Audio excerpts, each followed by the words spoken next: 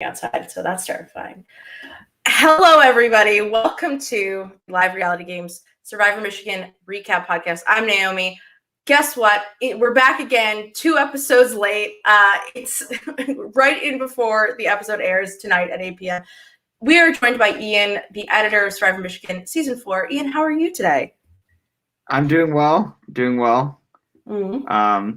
Just was working today on other episodes, so Okay. just trying to make sure it all gets done, comes out in orderly time. So that's what I'm doing. I thought you were about to say comes out in order, and I was going to be like, well, that sounds like that's the easy part, is making sure that the episodes come out in order, but orderly fashion, understandable. You'd be surprised. One time I accidentally uploaded the wrong one, and I had to emergency delete it and fix it. So you'd be surprised. Oh, no. Oh, well, just the YouTube clock counting down like a bomb, ticking like, oh, no, it's going to air. And we're joined today by the most recently eliminated player, Katie. Katie, how are you doing? My winner pick. Hi, Katie. How's it going? Hi, good. I also thought I was going to win. I'm good. I just woke up from a really long nap, though, so I'm, like, kind of groggy. And also, I don't remember so much of, like, this happened, I don't know, 2 or 3 years ago, so I'm like, oh my god, my brain is not working, but I'm going to try to remember stuff. That's fine. We'll talk about literally anything on this podcast. It does not have to be a recap of the episode. Okay. And let's start off right off the bat, Katie, with just what brought you to Survivor Michigan? Like, what made you want to play? How did you get involved? Oh, cool. Okay, so, well, I mean, I think I'm like a lot of people, like, my family and I watched it all the time. Like, it was like something, probably one of the few things we did as like an entire family. And I think I have seen like every episode, like the first episode, and we just watched every episode. Like, I just watched that show so much. And so I thought I was like a really big fan. And when I heard about Survivor Michigan, I was like, oh, like, I'm the kind of person that they'd want for the show, you know, like, because I'm like a huge fan. But then when I actually listened to it, I realized that like other people are like way crazier fans than I am, and I felt like a fraud. Like, I didn't feel like I was like into it as much as other people. But no, yeah, it was just like a big family tradition, and I always wanted to be on the actual show, so it was cool when I found out about Survivor Michigan. Mm-hmm. Yeah. I feel like you, at the very least, were a little bit more involved than some of the people on this season, and yeah, at least true. You're not like the bottom tier. But that's exciting, and I feel like childhood Survivor fans are always the most interesting people who play, because they're not obsessed with like strategy and game bot technique and all that, but you still love like especially the challenges and stuff. Considering that they like put you through the ringer this season, at least you were like someone who liked being there, right? Yeah. Yeah. Did you were someone who got like snow up the shirt, right? Just because you were wheelbarrowing? Oh my god. Yeah, a lot of the challenges were like really early, and also since it was winter, it was so cold, and the worst one was the one where we had to hold on to the pole. And I had like Shannon and Ivy like just like dragging me around in the snow. And I actually think that after that happened, I had to leave because I was so cold. My hands were like frozen. Like, I thought I was gonna get like frostbite. I like ran into the building and was like shaking, and then I think someone brought me like hand warmers because I was like in so much pain. Like, yeah, I remember that was the worst part. Ian, would you have medevaced Katie if it was too much? Probably not. I feel like, honestly, like, it sounds dirty, but like, dude, like, these guys put these people through absolute hell, honestly. Like, some of the challenges they put them through, I feel like I was always the one like, yo, this seems like we're going a bit far. And like, you know, Cooper and the rest would be like, no, it's not far enough. Like, one of the challenges on season 4, I think maybe it was either the pole one or one of the other ones in the snow, was during like the polar vortex, like University of Michigan actual school was closed. Like, they were like, it's not safe for students to go to class, but it's like apparently okay for us to drag each other around in the snow. Yeah, cool to have tribal immunity. Oh my god. Yeah. That's like, what I'm just thinking about like the watermelons, because like I've like frozen a watermelon before. It's a long story, but like, what if those watermelons were like really, really frozen? That would have just been brutal. Someone would have broke a tooth for sure. But, Katie, that watermelon challenge was a lot. Were you excited to see Eric Reichenbach like as a fan? Did you remember him? Okay, like I remembered him for like the same reason everyone else did, was because he like gave his immunity necklace away, which like I don't know. I don't remember being that excited. Also, I remember he didn't seem that excited either. So like that, you know, like if maybe he was a little more enthusiastic, I would have been like, whoa, he's really into it. But yeah, oh my God, I don't really remember. I don't remember feeling any kind of way about it, unfortunately. If the challenge maybe wasn't swapping spit with a bunch of strangers, he maybe would have been more excited, but who's to say? Yeah, maybe next year. Oh, yeah, I can't imagine what that was like for him. I think he felt a little overwhelmed, to be honest. So, Katie, well, you had the amazing Austin as your tribe handler, or your sort of producer, who's here to say hi. And what was it like getting to be on El Norte, which was kind of a mess of a tribe? You had a lot of messy moments, and you got kind of left out of a lot of the, not a lot of the votes, but some very key votes. What was the early game like for you? Were you stressed out, or you're like, you know what, I'm tired of all these people, whatever? No, I remember really liking my tribe, like everybody on my tribe. There wasn't one person that I was like, ooh, I don't want to work with them or something. And I remember feeling really good about me, Ben, Jack, and Camila, because we were meeting up like a lot. And I was like, whoa, I'm in the majority alliance. Like everything's going well for me. I remember feeling like I didn't have to try that hard, because I just felt so like secure and with like those 3 other people. And it wasn't until the Ben vote that I was like, oh my God, like I actually have to like play. Because I mean, even though we kept losing challenges and going to tribal, I still felt fine. Like I never felt unsafe. And then when the Ben vote happened, that's when like I was like, oh, okay, the game's starting. Like everything before then, I didn't feel like was like I had to think very much. Yeah. But I loved El Norte. Like, yeah, that was a good tribe. Yeah. Ian, how many like fake El Norte cheers were there? I feel like we've gotten a couple in the past. Like, did it happen every challenge, or was it just the one iconic Ben trying? The only one I really remember is the one Ben came up with at the one challenge. If there were other ones, I don't particularly recall them. But the main one that everyone remembers is the like, "Who are we, El Norte? What are we gonna do? Kick your ass," or something like that. I'm pretty sure Jack came up with that.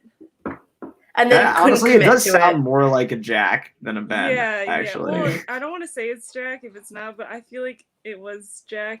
And I think I also remember feeling like, oh, this is kind of dumb. Like, we shouldn't say this. We did it anyway. Because you can't be, not into it, you know? Because then that's even worse. Right. I have never seen a cheer on Survivor go well. I feel like if anybody could direct me to, like, one example of a decent cheer, whether it's on COD Survivor or anything, that went well, we'll see. So, Katie, when you were actually going to tribal councils and voting people out after the Ben vote, you had to put in a lot of work, especially considering you had the swap. You were with these Tokidoki lunatics. What was that situation like? Essentially getting forced onto the other tribe, and then you're in this really, really tricky minority, and you survive. What was that experience like? Just being in a messy spot. We swapped right after the Ben vote, right? So I was feeling like I didn't trust anyone on my tribe. Like I was ready to meet new people at that point, so I wasn't like too worried. And then I was okay and with being in the minority, because but I was only okay doing that with either Camila or Jack, because I knew that I could like pitch to the Tokidoki people that they were really close and I was on the bottom of the vote. Like, why would you want to get rid of me, you know? And then I could show my loyalty to them by voting with them. So I was like really excited about the tribe swap. And I think I was a little bit naive thinking that it would be like they would rather take out Jack or Camila, because I didn't know about the Eliza, Matt, and Jack alliance at the time. So I guess that could have been bad, you know, if they had done something that week. But I remember feeling good. I was like, there's no way that Camila or Jack wouldn't get voted out before me. So I wasn't like scared at all. And yeah. Ian, I think that, and compliments to you, Katie, that you played a great game in this swap. Ian, do you agree with me? Do you think I feel like, Katie, you did everything right. You got to the right people and survived, obviously, this long. Ian, Yeah, am I I've wrong actually here?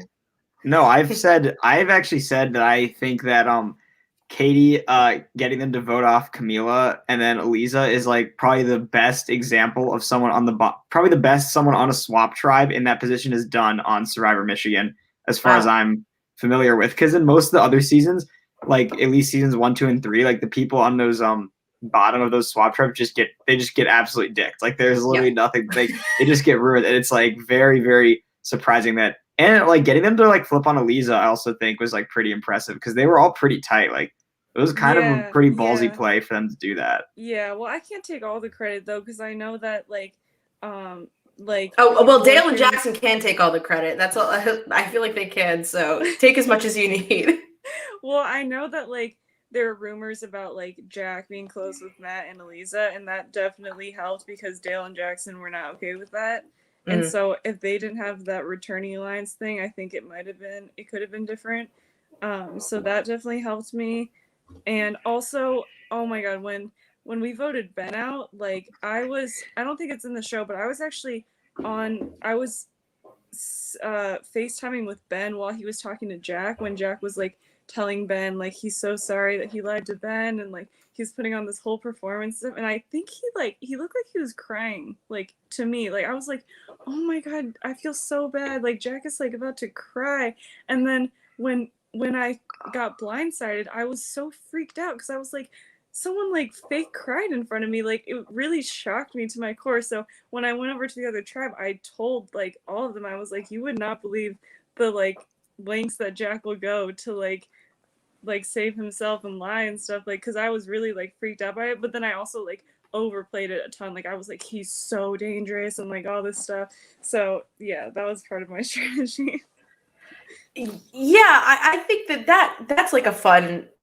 You Ian, do you basically remember that? torched Jax. Yeah, I mean, by that the Ben vote, like now it's clear. I think pretty much torched Jack and Camila's game. Like that vote destroyed their entire tribe. Like after that, El Norte as a concept just ceased to exist. And like none of them ever trusted each other again. Like Nate didn't trust anybody. Right. Katie didn't really trust them. And then everybody after that was just after that, everyone in the game was like, Jack is the biggest threat of all time. Like, look what he just did to Ben. And then like Katie was obviously telling all of them, playing it up. So by the time Dale and Jackson get back around to being on a tribe with Jack, they're all just like so afraid of him that they're like, he has to go immediately. Like he's got to be gone. Right. Yeah. I actually felt kind of guilty when he left because like he loves Survivor so much. And I felt like I was part of the reason that he was going because I like made him seem so like intense and like over the top. Yeah, I mean, I think also there's a couple other people to blame, right? Like, I think Megan did not help a lot of people post swap. And look, I like Megan a lot. Megan is so funny this episode where she's like, I hate everybody. She's crying and yet she cannot stop smiling. It's like, it's so, her confessionals are so funny. But Megan really kind of, with her mess up that like eventually gets Camila voted out, and I would say like it just tanks Jack's game in a way, and you're not the only one. But I also think that that's a fair point that like this Returnees Alliance like just kind of comes out and they torch Ben, and then they lose their relationship with you, and then Nate doesn't know what's going on anymore. Like it's just way too messy, and I think it's a great point. And then in retrospect, Jack maybe should have thought a little bit harder about what was going on there and how fucked everybody was going to be afterwards. I think there was two things. I think it was one that like as soon as he heard that Ben had even like considered voting him out, he was like, Ben's dead, Ben's gone. You know, like it was very like the idea that Ben would turn on him. And then it was also like him and Camila like getting kind of greedy. Like they got kind of excited about voting out Ben. They realized how cool it would be. And it was, you know, it was insane. But then I remember, okay, so how I thought it went was Ben called me and was like, hey, you know, we could actually get Jack out this week. And then me and Ben had the same thing. We were getting really excited. We were like, whoa, we haven't done anything yet. This would be really cool, like a big move. And we had that same like excitement towards it. So I don't know actually who turned on who first, because I thought we were the ones that made a mistake and then Jack found out about it and then that's why he turned on Ben. But in the show, it seems more like that Jack was the one who wanted to do that on his own. No, I think you have it right. Jack definitely wouldn't have done it if you guys hadn't done it first. Okay, yeah, okay, yeah. He like heard it back through the grapevine from like it was like through Matthew like and Eliza heard it from Ivy, who heard it from like Megan, or it was like a long string of people. Yeah. Oh, and Katie, something else I want. Speaking of like things to find out when the episode airs, did you have any idea that Eliza had an idol when you voted her out? Was that a surprise to you? Yes. Oh my god. I think I don't remember when I found out. It might have been after I got voted out, but I was so angry about it. I was like, wow, El Norte had no chance. Like they found our idol, and like I was so angry about it. But yeah, I had absolutely no idea, and that makes it so much like crazier that she got voted out too. Like when I watched it back, I was like, whoa, like she had so much power. And I think again, what Eliza had said was that she didn't have enough time to talk to you. And she just assumed that the boys would stay strong, and she didn't feel like she needed to build that sort of like you, Matthew, her move. Would you, if Eliza came and talked to you, would you have considered it, or were you kind of like, all right, I'm with these two like ding dongs now. Here we go. No, I was. So when we voted off Camila, Matt actually helped me a lot in that vote. Like he gained my trust a lot because he told me that Camila was going to try to trick me, saying that Matt was going to flip with us to try to get me to throw my vote off of her. And him telling me that like meant a lot because I was like, oh wow, so he's definitely with me. So then going into the next week, I was like, I trust Matt the most, and I know he's close to Eliza, so they're my only option. And I was so like, I really thought that was going to be who was going to work with me. I didn't think Dale or Jackson took a while. Jackson didn't reach out to me until like an hour or like a few hours before travel, so like, all that happened really last minute. And but I was so ready to work with Matt and Eliza. I could just tell that they didn't want to do anything because they would have told me sooner. Or I don't remember. It was just more that like, Dale and Jackson really convinced or made me feel like or made me believe them like way more. And but I was ready to work with Matt and Eliza for sure. Yeah, it sort of got cut. That sort of got cut out of the like actual show a little bit because those episodes were like there was a lot going on and there was like the swap tribes and it was like really complicated to like keep track of like who was doing what and why. So like that whole thing with like you and Matthew got cut out, but yeah, that was definitely the case. I felt part of me was like annoyed that I had to cut some of that because I was like part of me really liked it. It was even more bad gameplay on Matt and Eliza's part that like you definitely would have just gone with them like. Based on the footage, I was like, oh, they bungled this even worse than I thought. And then all of like Eliza's just like, yeah, I don't really think we should talk to her. Like, why waste the time? It was like, oh, yeah. Well, this is why. Oh no. He got voted out. I feel like that. I don't know if that like helps or hinders Matt's edit more because as we saw in like last week's preview, like everybody's about to everybody was shitting on Matt and everybody's about to continue to shit on Matt. Like.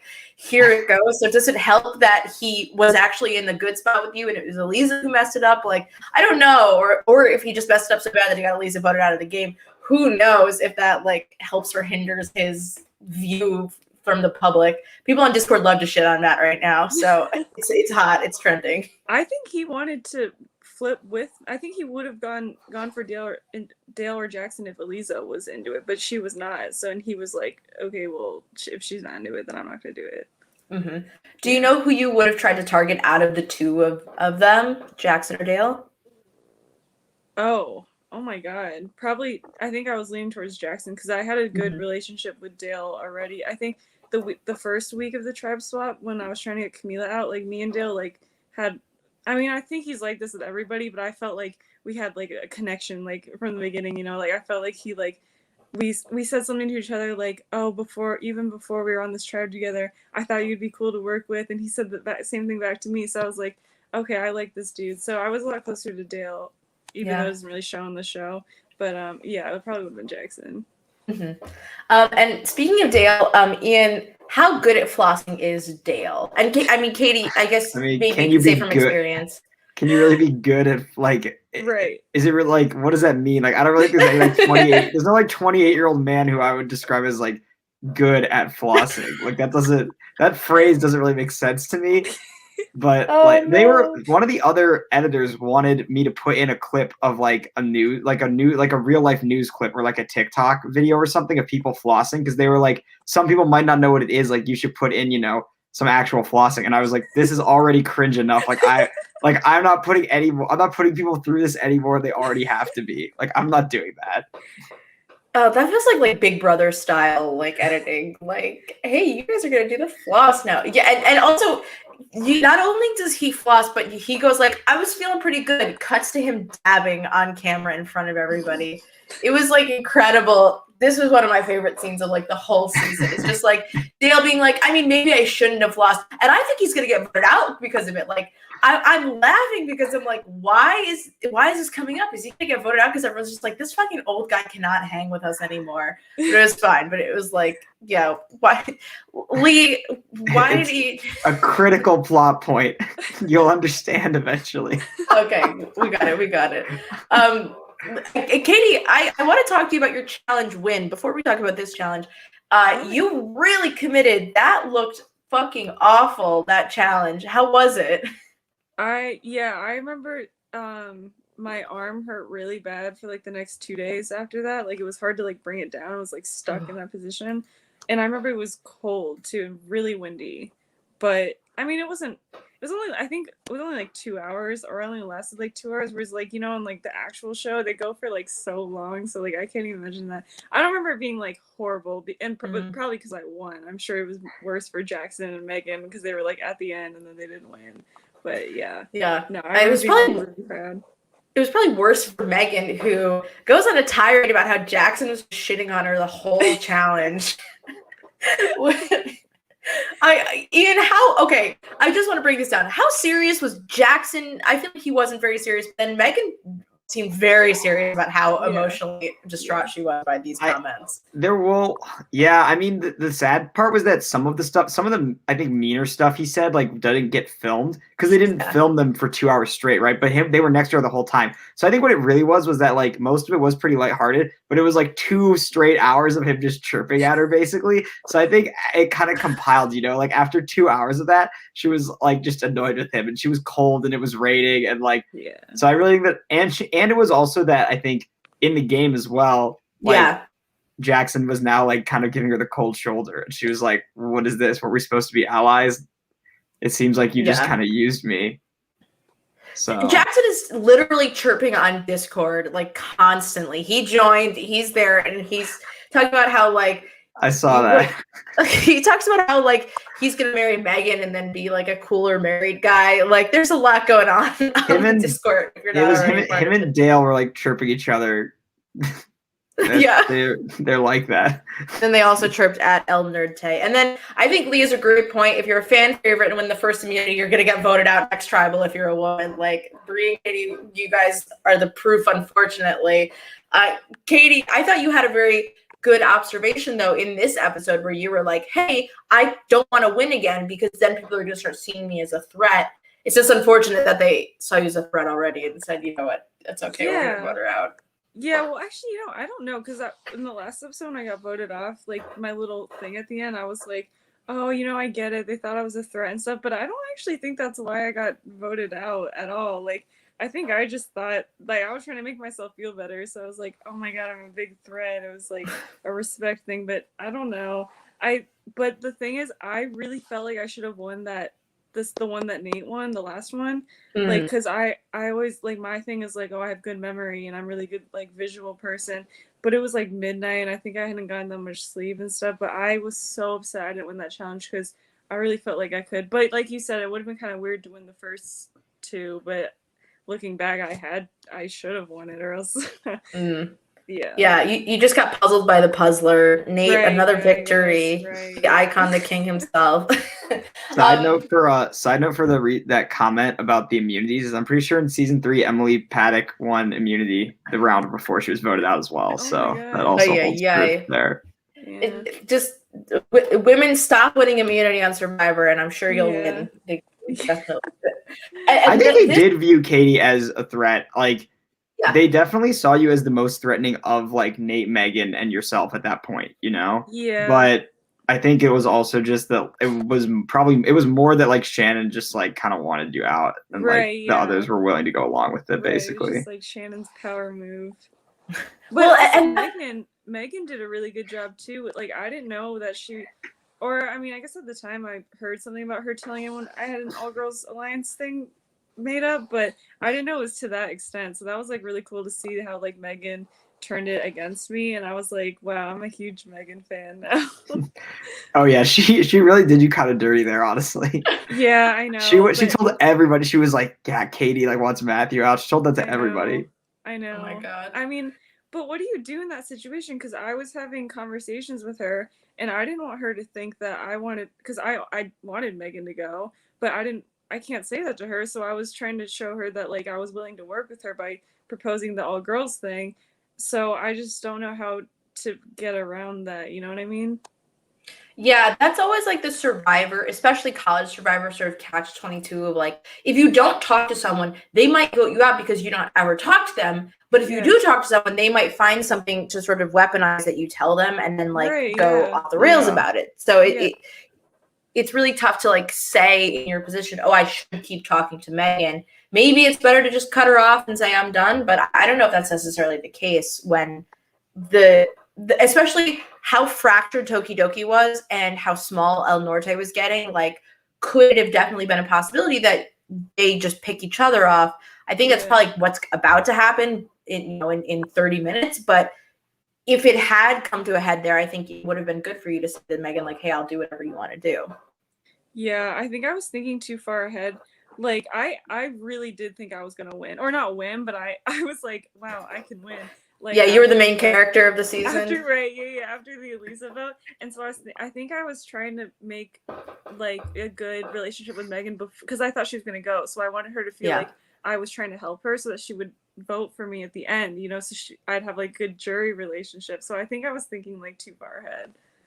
Yeah, I also think to an extent what, and Ian, tell me if I'm wrong here, my guess would be that everybody saw you as somebody that is really good with just working with people, right? You have a good relationship with Dale, a good relationship with Matthew, a good relationship with a lot of people on everywhere. And they said, well, especially people like Shannon who have Kat and Ivy and don't want you to get further are saying, Katie is somebody who I need to get out so that I can weaken the people around me so that I can vote them out next. That was my interpretation of like why Shannon was so sort of targeting you. And Megan didn't help your case at all.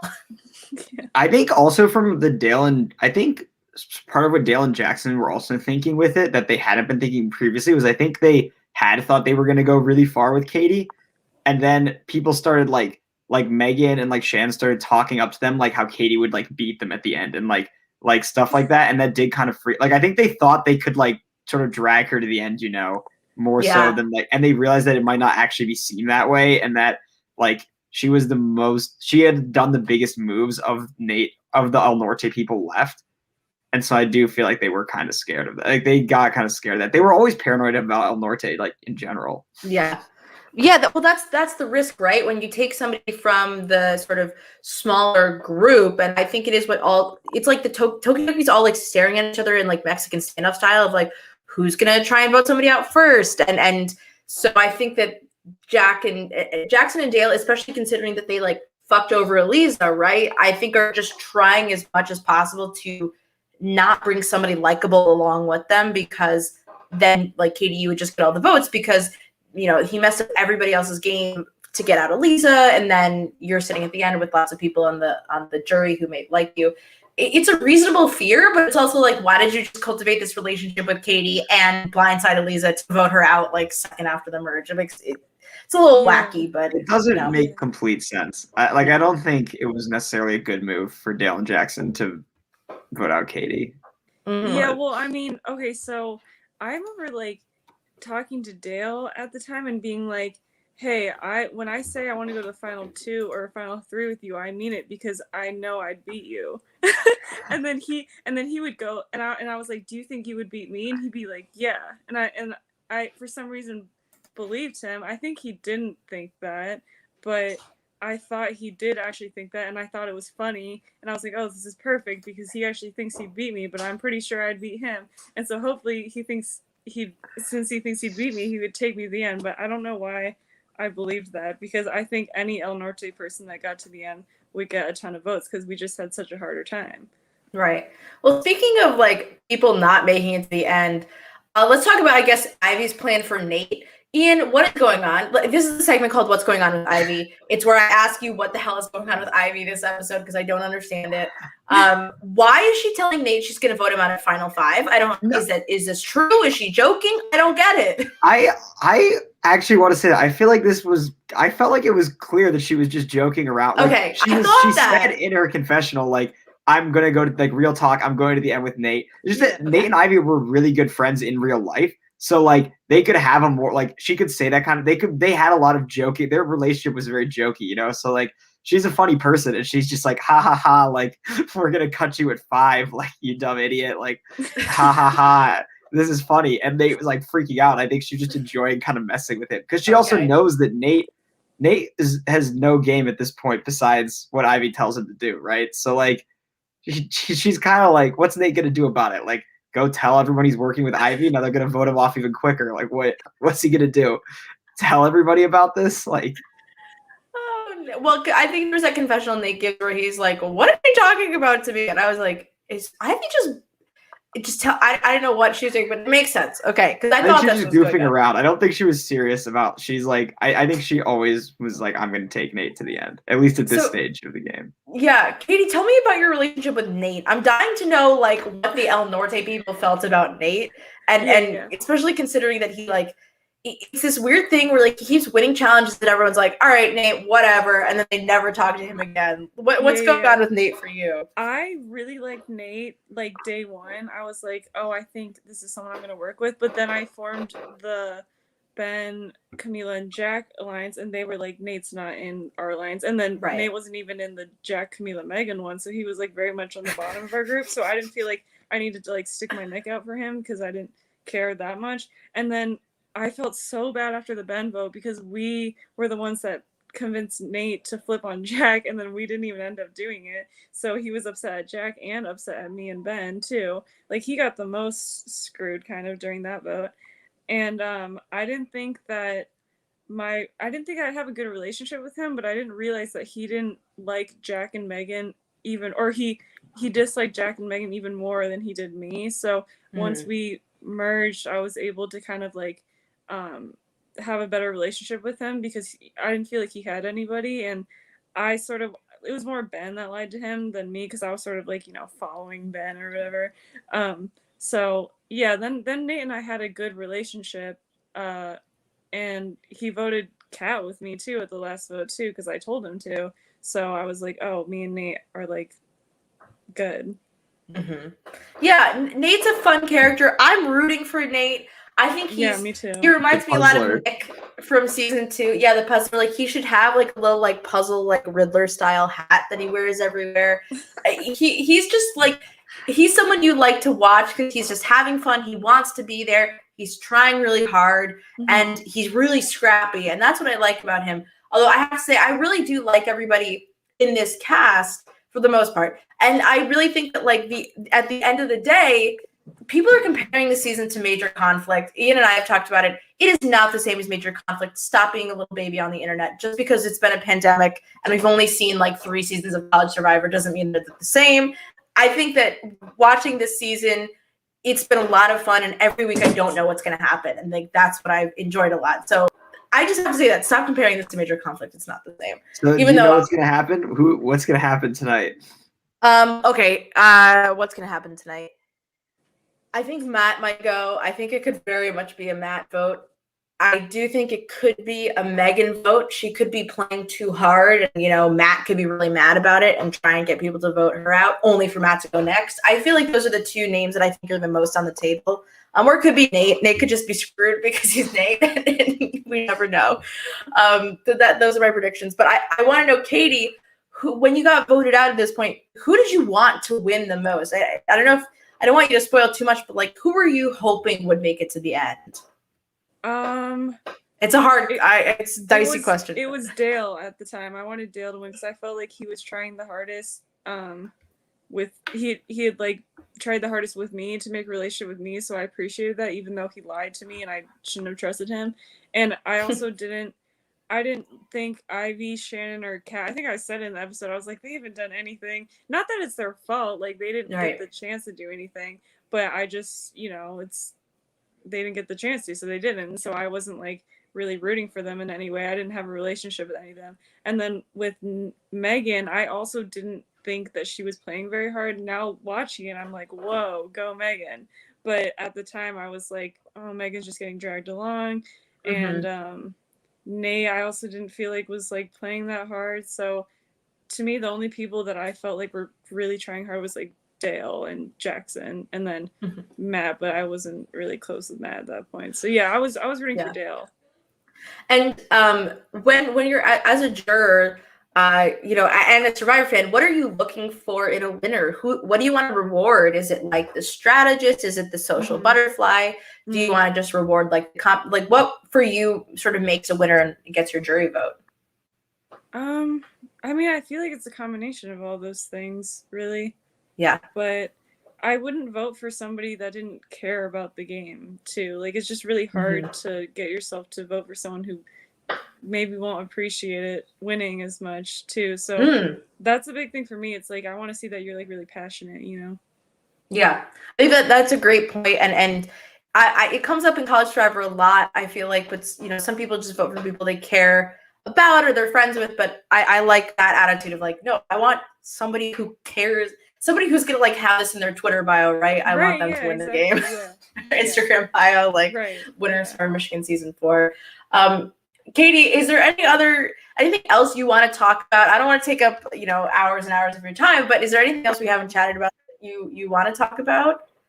Oh my god, I'm sure. I just I cannot remember, like when I was watching the episodes, I had so many things going through my head. I had like all these things I wanted to say, but like now that I'm out and so I don't know, I just can't remember that much. But I remember making a fake idol that I was really proud of that didn't get aired, so that was Ian, what the hell? Where is that? I'll have you know, there was a lot of debate. I remember like at some point Dale and Jackson maybe thought it might have been real. Because the mystery of the El Norte idol was so strong, right? Like no one knew what happened to it. So pretty much every kind of crazy theory was proposed at some point or another during the merge. So yeah. Sorry that didn't make it. I remember making it and then being like, oh my god, I have no idea how to do this. Like I actually felt like a couple times playing, I was like, I really don't understand Survivor. Like when you're watching the show, it's easy to be like, oh, you should do this, they should have done that. But then when you're in it, you don't know anything. So it's like so much harder to figure out like what is the right thing to do. And I remember feeling like really dumb and confused. And now, and I also always wanted to be on the show because I was like, oh my god, it'd be so good. But now after watching Survivor Michigan, I'm like, wow, I'm way too trusting. And like I don't know if I'd do very well on the show. And then it would probably the nighttime would be just as cold as like a polar vortex in Michigan. Like when you're just out in Fiji in a bathing suit, like it's probably just as brutal. Katie, I thought you played great. You're my winner pick for a reason. I thought you had what it takes. But at the same time, it's College Survivor. It's really tough, and when you're with two absolute ding dongs, just like driving the Tokidoki truck, I feel like there's like so much that is Dale and Jackson really have a stronghold on this game right now, and I feel like it was a tricky spot where they're trying to make sure that nobody wants to flip on them, and you were almost sort of a sacrifice in that way because they were losing somebody that they were close to. But I thought you played great, and I'm so glad that you were here to chat with us today. I really appreciate it. Thanks for having me. All right, well, Katie, you can head on out whenever you want to, but Ian, let's talk a little bit about the Jack elimination, because that's what I think is something to chat about. Where did Jack go wrong? Is it the Ben boot? Did he have any chance after? This is a controversial question, and honestly, if you ask each of the returnees, they might give you a different answer. But what I think they should have done is I think that Ben boot was bad, but it wasn't the end. I think the end was the swap. I think that Eliza, Matthew, and Jack should have decided we're going to control. They were all afraid of being seen as like targets, right? Of being seen as scary, but they already were scary. So at that point, it's like you just gotta like Boston Rob, you just gotta take complete control. Honestly, like pull in a few people, Camila, Megan, and see who like get a swap tribe where the three of you are on the same tribe, and you can have complete control and get yourselves to the merge, and then Eliza's in with these girls and just all get on the same page and just try and steamroll. That's what I think they should have done, honestly, because I think the Ben Blindside was bad though, because it really put a target on all the returnees' backs and kind of revealed like how big this all was and what was going on. It made Jack into the biggest threat, and then like his whole tribe was just combust after that. Like they could not get back on the same page to do anything. So at the merge, there was nothing he could do. Like I don't think there was anything he could have done to get them to not vote him out. It's tough that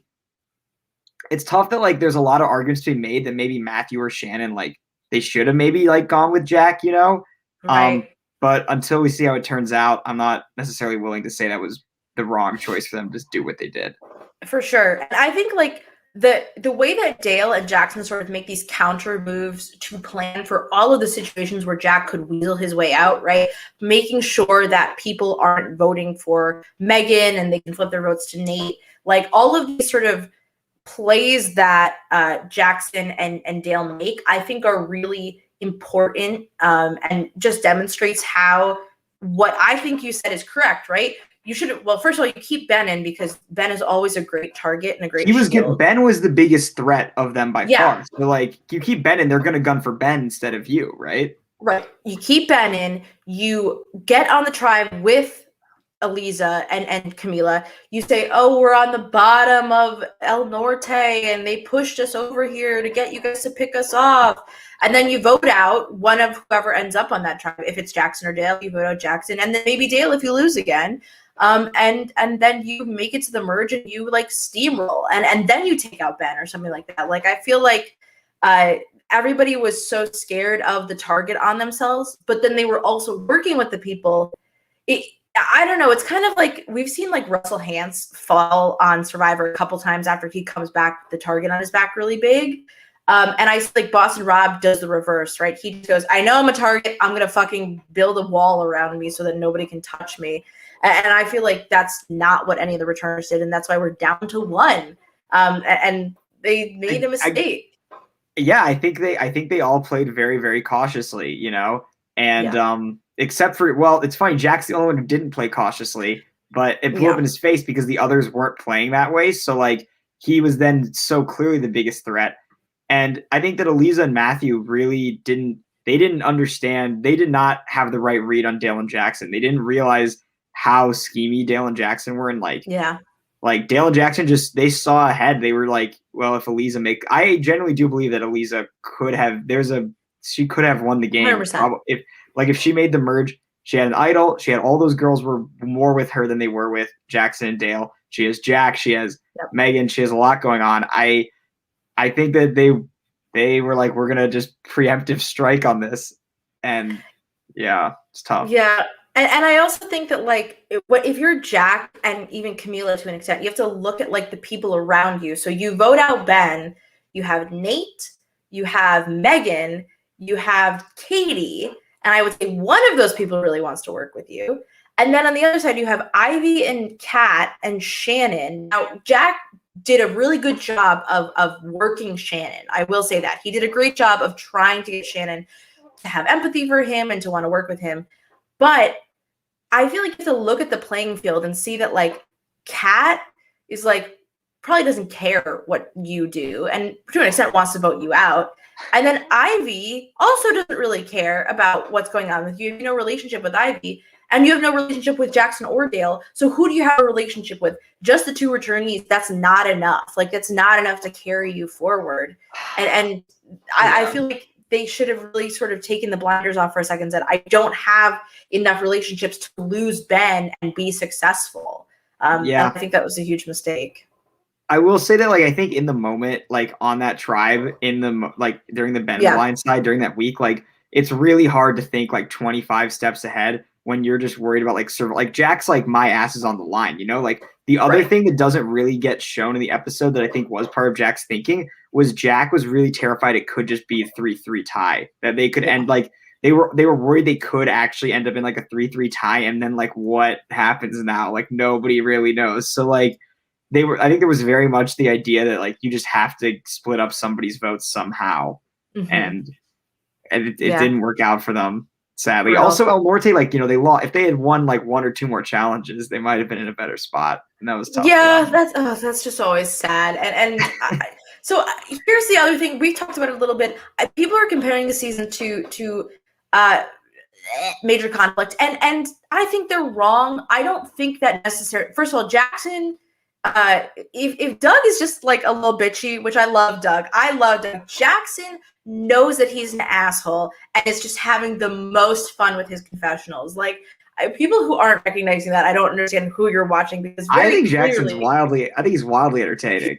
He's so funny, but I don't want him to think that I don't want him. Don't let that go to your head, Jackson. But he is really funny, and so is Dale. I think like Dale busting out like the Joe Dirt wig and stuff. Like everybody's having fun. I will say I'm genuinely surprised by I expected that a lot of people wouldn't like Jackson because he's so obnoxious, but I think that the way the audience has reacted to Dale is very different than how like people in the game like reacted. Like I think maybe he's the person who the perception of him in the game is the most different from how the audience sees him as kind of like a dick. They kind of pair him and Jackson together versus like what Katie was saying. Like in the game, everyone thought he was just kind of like this nice, like they just thought he was like this nice guy who drove them around in his like minivan. Like I think that like it's that I find very interesting. I'm surprised by I thought more people would be into like Danger Dale and his wacky characters or whatever. I love it. But that's also, I think, why I'm kind of so confused by people being like, oh, this is just like Major Conflict. Because Major Conflict was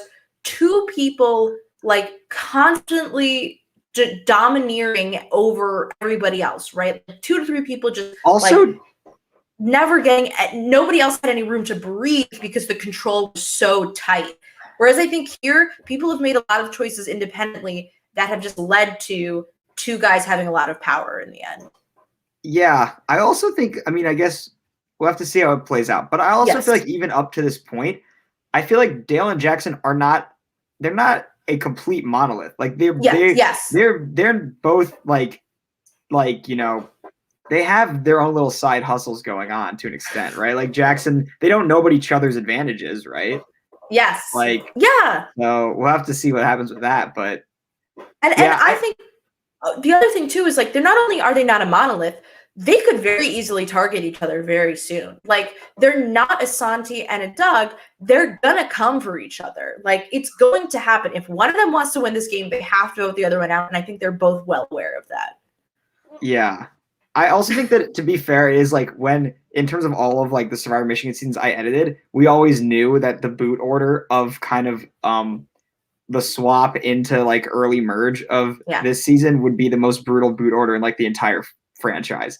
Yeah. Just because you lose so many people that you lose so many characters that everyone loved. So we knew it was going to be that way. And so it doesn't completely surprise me, obviously like, you lose like Eliza is probably one of the most popular people in the whole thing. You lose her, you lose Jack, and then obviously like everybody loves. And then it's tough because it's like Katie's kind of like the Queen Slayer slays Eliza, and then she doesn't really get to fully capitalize on that. So it's a tough boot order. I understand, but I also think this is a really lovable. I think it's a really fun cast. Like there's a lot of fun people left. There's a lot of fun people who are trying hard, right? You have Shannon, you have Matt, you have Dale, you have Jackson, you have Megan, who is like really going to try and pull herself up from her bootstraps, right? She's trying. I think even Nate, to an extent, really wants to win. And I think that's an exciting mix of people because they're going to get messy. Like, shit's going to hit the fan very soon. And like, I think that Shannon is especially the person I'm rooting for hardest out of everyone because she's hilarious. She's like, oh, I don't want to work with these people, but I'll take him to the end. Like, it's iconic. Another very hot take that I have about this season that maybe won't become clear until rewatch or until it's all over is that I actually think that like the besides Kat, I think every person in the merge of this season had a legitimate strategy that I think that their strategies made sense, and there's a scenario where almost each one of them could have won the game based on like what they were doing. Like I understand what they're like for what they're all thinking, right? Like Nate and Ivy are like, we're in this Tokidoki 6, but we have our side thing and we're gonna, that's our angle. Dale's angle is like his idols.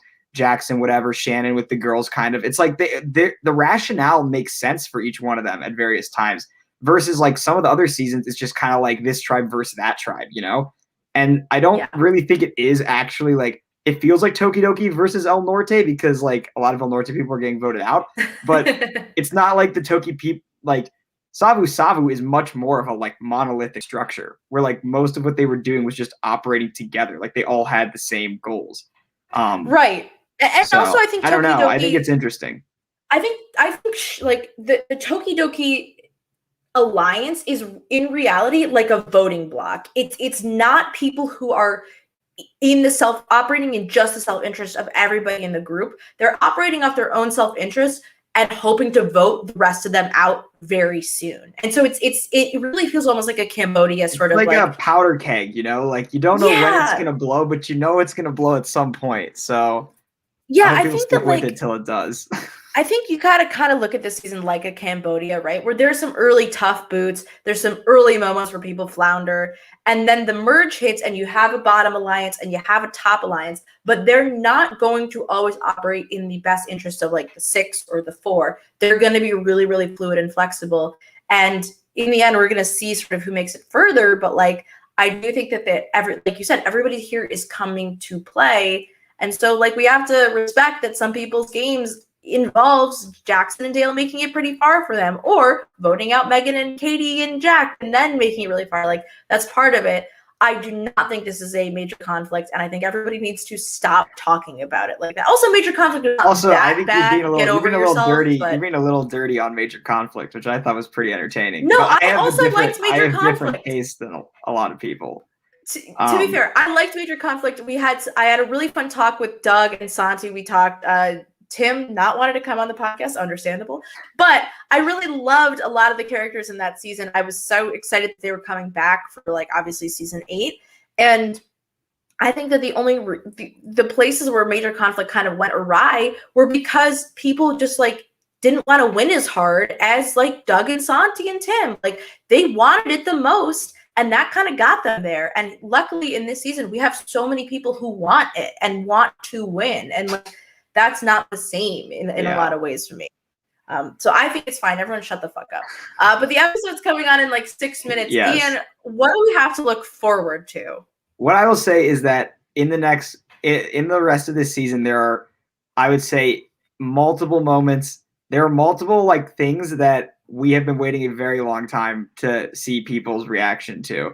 And I'm very excited to see how people react to certain events in the next kind of the conclusion of this season. I think that there's a lot of really, really dynamic, interesting stuff that goes down. So I'm looking forward to seeing people's reactions. That's what I think you have to look forward to. I think you have a lot of funny character moments left to look forward to, and some very interesting gameplay that I'm sure will be hotly debated down the stretch. Yes. That's what I think. I can't wait. I mean, to me, your cryptic message just sounds like Jackson is going to propose to Megan, in which I'm very excited to see this happen. I can't speak to that. I cannot speak to that. But if you want to talk more about Survivor, you'll have more. Oh, I was gonna say, join us on the Discord because it's messy in there. Join us. The Survivor Reddit Discord has a Survivor Michigan channel. We're all making a mess in there. It's a great time. I'm good to be here. It was a great time. Well, what were you going to say? What did I cut you off on saying?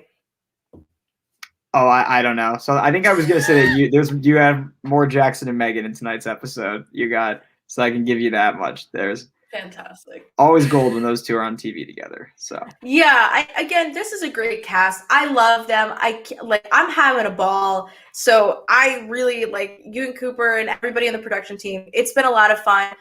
I know that this season is going to turn out in some crazy ass way that none of us are going to predict, but it's going to be worth it in the end. It's not about, to enjoy the journey, everybody. Like, stop being little monsters on YouTube comments. And more importantly, subscribe to Survivor Michigan on YouTube. That's what's really important. Join us on Discord. Follow on Twitter. All that good stuff. We're almost to 2,000 subscribers. I'm trying to get to 2,000. It's very exciting. That's awesome. Well, and additionally, for live reality games, we are going to do a giveaway of buffs when we hit 500 likes on Facebook and 200 subscribers on YouTube. So if you want a free buff, get your ass in there. I also think we're going to have Pride buffs for June, which is really fucking cool. And then, if you need more Survivor Michigan people in your life, don't forget that Emily Paddock and Sarah from Survivor Michigan's 3 and 1 respectively are on our new season of Survivor New York, which is airing Friday night at 8 p.m. So if you didn't get enough Survivor Michigan in your day-to-day, you can have some more this weekend or this week. Ian, thank you for joining me as always. Thank you to Katie for being here. I love getting to chat with you guys each week. It's so much fun. And I can't believe the Matt and Katie alliance is on the cutting room floor. How dare you? I know. Along with her fake idol. Along with her fake idol. But, Tom has to be the fake idol king of this season. It can't just be, Yeah. It can't just be Katie. So, yeah, check out the episode's literally going to happen in like 2 minutes. So go, let's all take it from here and go there. So you'll see me in the comments there too. Awesome. Ian, thanks so much for being here. Thank you for having me. All right. Logging off. Ending broadcast.